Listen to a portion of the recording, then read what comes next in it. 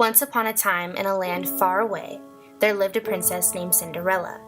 We all know the story of how she danced the night away with the prince of her dreams, and how they lived happily ever after.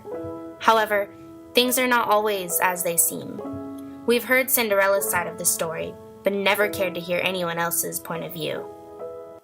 Warning, these actions are portrayed by professional actors. Viewer discretion is advised. Hello everybody, welcome to the fairy tale drama. I am your host, Prince Charming, and I'd like to introduce you to some people you may know. Cinderella, Anastasia, and the fairy godmother. Welcome, ladies. Hello, Charming. So glad to be here. So, ladies, tell me why you have come here today. Well, Charming, I'm here because I'm concerned about my sister's mental stability. What? We have another sister?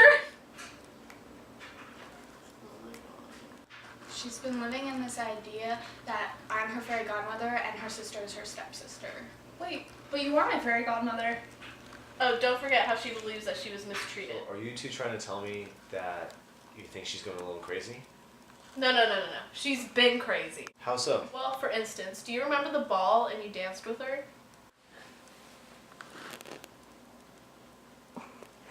Oh yeah, I do remember. I didn't have anybody to dance with, so I asked my friend, Cinderella. Honey, what is this word friends you speak of? We fell in love that night. Clearly we do have a problem. She thinks you two are in love. What do you mean, think? He proposed to me 2 days ago. Don't you tell lies, fairy godmother. For the last time, I'm not your fairy godmother. I'm your aunt. Cinderella, what are you talking about? I never bought you a ring, let alone propose to you. Oh, honey, stop fooling. Of course we're married. See, she believes you guys fell in love 2 nights ago at the ball. We did. We danced, and when the clock struck midnight, I had to run out of there because I was afraid you would see me in my tattered clothes. I left my glass slipper and you went throughout the kingdom looking for me. You found it at my stepsister's house at the mercy of her unending chores and snide comments. And then... Again, I am not your stepsister. We are related! God, you're insane. She needs treatment. I don't know why my niece is throwing these lies back and forth, but she needs to stop. We hoped you could talk her out of it. Damn, girl. You're... I know, baby. Drop dead gorgeous. Actually, I was gonna say you're one messed up chick. Thank you. Now that we've all agreed that Cinderella's insane, can you help us?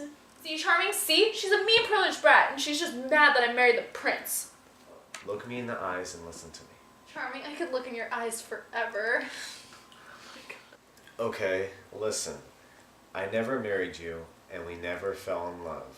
You're single, and you are my friend, not my wife. You hurt me so deeply. And don't bother coming after me.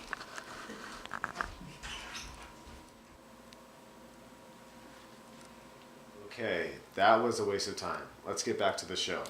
Let's start with you, fairy godmother. What's your side of this so-called fairy tale? Well, I guess it started a couple days ago. Cinderella woke up one morning singing and jumping and frolicking around the house, happy as can be. I said hi to her. She acted as if I wasn't there and just skipped past me. She grabbed a broom and strolled downstairs to do her chores. She was humming the entire time, which is just like bizarre. She wasn't herself. Okay, I don't see anything bizarre about that. Just wait. Then she goes over to the small hole in the corner of the wall and starts talking to the ground. I think she mentioned something about a cute little mice and how they're the best friends she's ever had, and she can't thank them enough for helping around the house. Wow, you two weren't kidding about how messed up in the head Cinderella is. We know. Godmother, that is one interesting story. Now that we have your side of the story, stepsister, let's hear yours. Okay. Pretty much what the fairy said wraps it up, but doesn't include all the snide remarks I get from Cinderella. How so? Well, it all started a couple of days ago, around the same time fairy godmother mentioned. She woke up, and when she walked out of her room, I waved to her. But for some reason, she backed off and claimed that she would get to her chores right away. I was thinking, okay, what's wrong with sis? She walked off and kept humming about having to do chores. I didn't get it, and every time I tried talking to her, she would sigh and act like I was being a witch or something. Interesting. Continue. Yeah, and then it just kept going on, and it was like Cinderella was unresponsive. She really hit the nest when we told her we were going to the ball and if she wanted to tag along. Her response was along the lines of, "Yes, I will get my chores done and I will stay in my room until after the dance." From there, she just went completely psycho and lost it. Yeah, I can tell. Man, I always saw Cinderella as kind and honest, and well, not a psychopath. Well, now you know, Charming. That's our side of the story. Oh, well, ladies, that about wraps up our time. Thank you for appearing on Fairy Tale Drama. Now, for the audience, you have heard both sides of the Cinderella fairy tale. Now it's for you to decide which one is true and which one is fiction. This is Prince Charming, and good night, ladies and gentlemen.